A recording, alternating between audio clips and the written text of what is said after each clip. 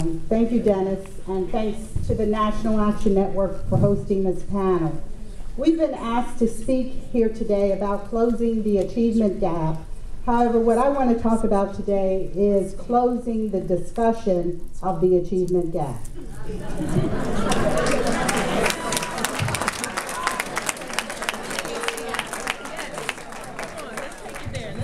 So, let's be blunt.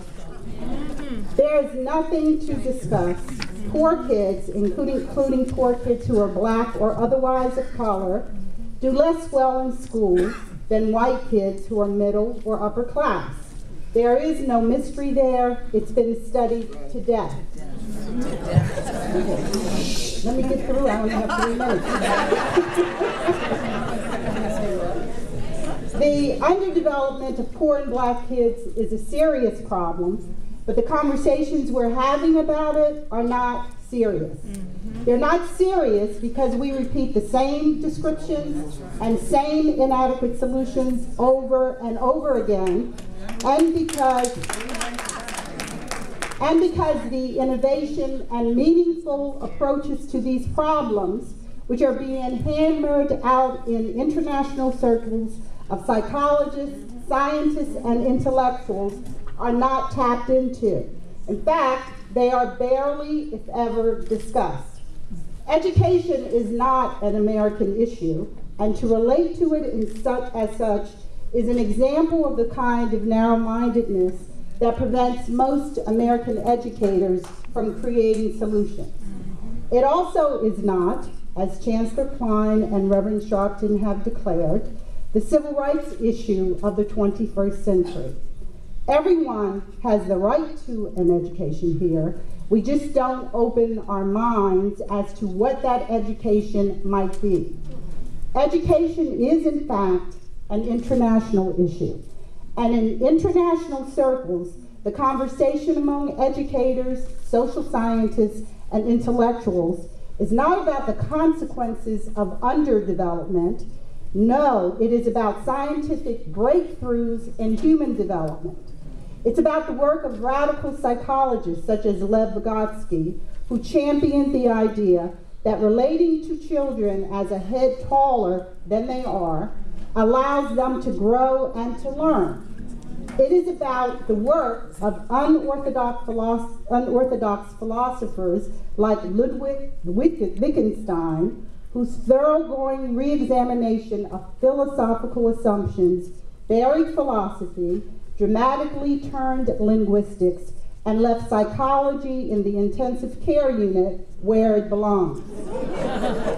It is about the theory and practice of my mentor, Dr. Fred Newman, whose teachings about the developmental powers of performance and the idea that growth is collective rather than individual have revolutionized standard approaches to development and helped me and others to create the All-Stars Project, America's most successful, most humanistic, and most relevant after-school program. Now, I know that many of my black sisters and brothers are already thinking, Dr. Fulani, Vygotsky, Wittgenstein, Newman are all white.